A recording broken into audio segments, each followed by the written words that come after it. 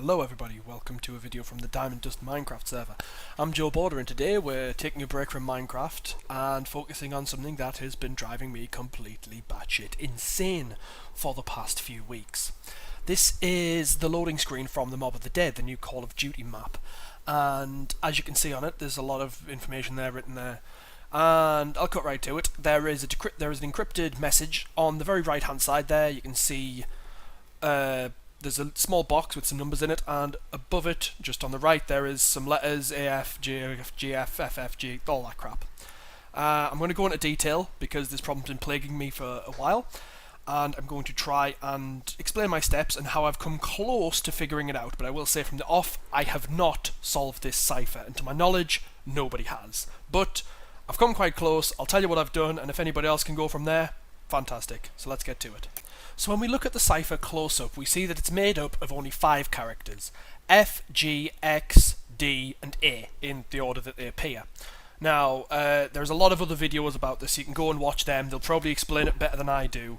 But essentially, it's a World War I cipher code that was used by the Nazis that allowed them to encrypt messages, send them to each other that other people couldn't read. And there is a method of decrypting it. Obviously it's been figured out how people do it now, but it's still not easy to decrypt, as we'll discuss later. Okay, so I'm just going to briefly explain what a ADFGX cipher is. It's made up of 2 parts, a key square and a keyword. The key square obviously lets you form a string of letters, and the keyword jumbles them up some more. So as you can see, we have a square of A to Z, and let's say we want to spell a word. We take the first letter we want, so let's say H, and we look at the grid reference. So we have D, row D, column F. So H is DF. Now I'm just going to go ahead and write the rest of a word here.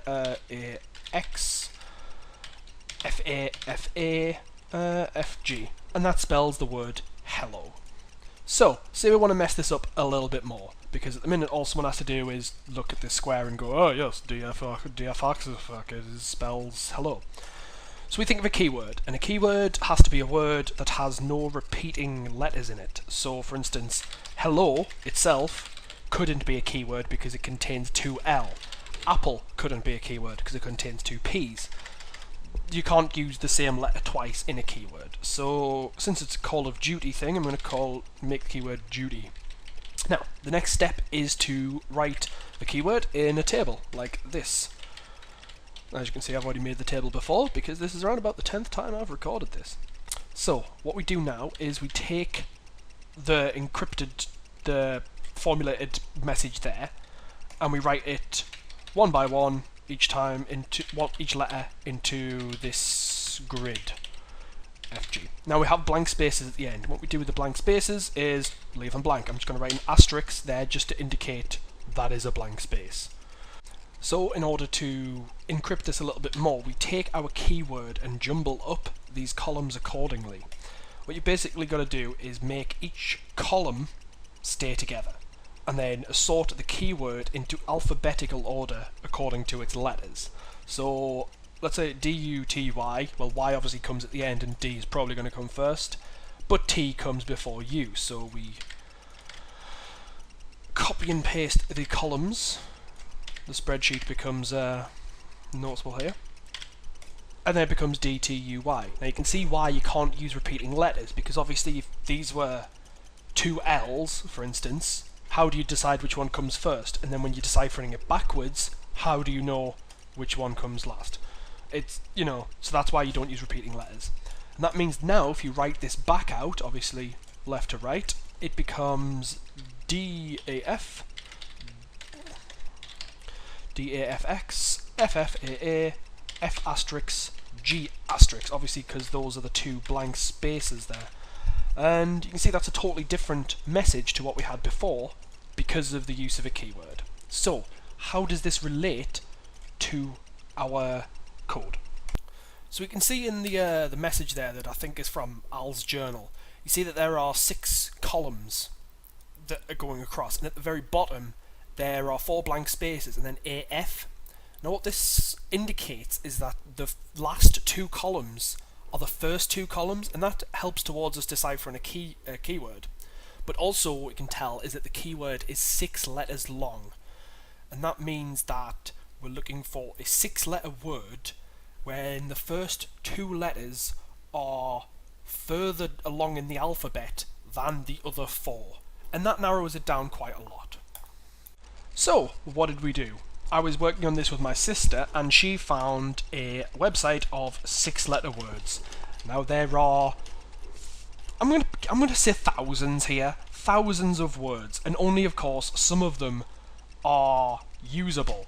Interestingly, you may notice a few. I'm not sure if that fits on the screen. You can see a few here that might be plausible. For instance, zombie is in there. But I'll get to that. In fact, I'll get to a lot more. So basically, I copy and pasted all of these into a program that I wrote that would essentially filter out the unusable ones, leaving us only with the possible solutions, and I'll show you that in a second. So this is the program that I wrote. It's written in C#, and I used Windows Forms just for the sheer amount of text copy and pasting I need to do. It's made up of a lot of things. It's not very user friendly either, so if you wanted a copy of it you might find it difficult to use, and you'll probably break it because obviously I've designed it for my own use. But basically, this first bit I just put in all of the letters, all of the words that I pulled from that website, and added rules to filter out ones that the first 2 letters had to be further in the alphabet. There were no repeating letters, things like that. So you can see the word weaned there would be immediately filtered out. And basically 303 possible words were returned, which I then copied and stored for later use. So with these filtered keywords, I made another part of the program, the decoder, which basically took in the original string that matches what's written on the wall, just written out in one big long line, and basically said that for each keyword that I put in, arrange this long ass string into a combination. And then after I ran each possible scenario, so I had 303 outputs, but you know it's better than before, narrowing it down slowly, realised that a lot of the outputs were the same. And that's because, obviously, if the last 2 columns have to be the first 2, it means the 4 after that have to be in some arrangement of 4. And the combinations of that are quite low. And as it turned out, there were only 48 possible combinations that the entire grid could be arranged into. And the reason that's good is it means that even without the key square, we still have the 48 possible solutions. We've basically eliminated the need for a keyword, and that's because when we get the key square right and we basically match each pair to a letter, one of these 48 strings will be right, and that means that we've eliminated the need for a keyword, but it means that we have to do, read 47 times wrong values to find the right one. So, onto the bit I can't do. The key square, which I've written here is just a char array, but you can see basically letters. So I've tried A, B, C, D, E, F, G, blah, blah, blah, blah, blah, and as we can see when we try and run this, if it's going to run, is it going to run? It says it is. It isn't though. Ah, crap, I know what I've done. Whoops. So when I try and run this, there we go, with all these keywords, basically these are only the keywords that would produce a unique output. I've filtered them down, so there's only 48 keywords here, obviously, because there are only 48 solutions.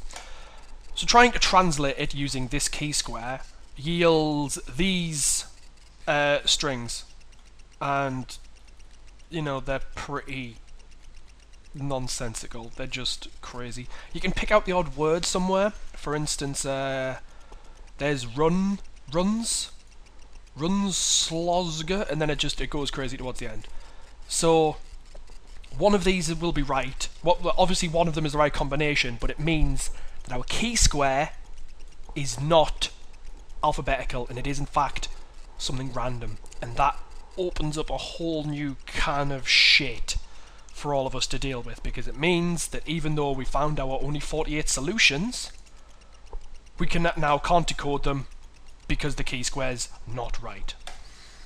So where did that leave us? Well, frankly, it leaves us up shit creek, because the permutations of finding 26 letters are just astronomical. Even if I ran each possible combination, I'd have to read 48 of each possible combination of every key square, which is, I'm sure, somewhere above billions, and quite frankly I don't think I could read them all in a lifetime, let alone spot some words in it.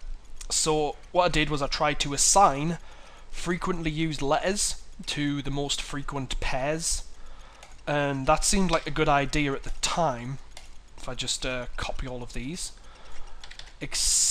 and it actually yielded some good results, because when I put them all in and found the pairs and sorted them, I found that there were a lot of pairs that were a lot more commonly used than other ones. In fact, there's 3 coordinates on the grid that aren't used ever in any combination, so that's good news. But unfortunately, it wasn't really viable, because when I assigned the frequently used letters from this Wikipedia page, they didn't work. And the reason they didn't work is because obviously 47 of these solutions are wrong, and if we use those in our program, in my program, they're anomalous, and that means they can't be used.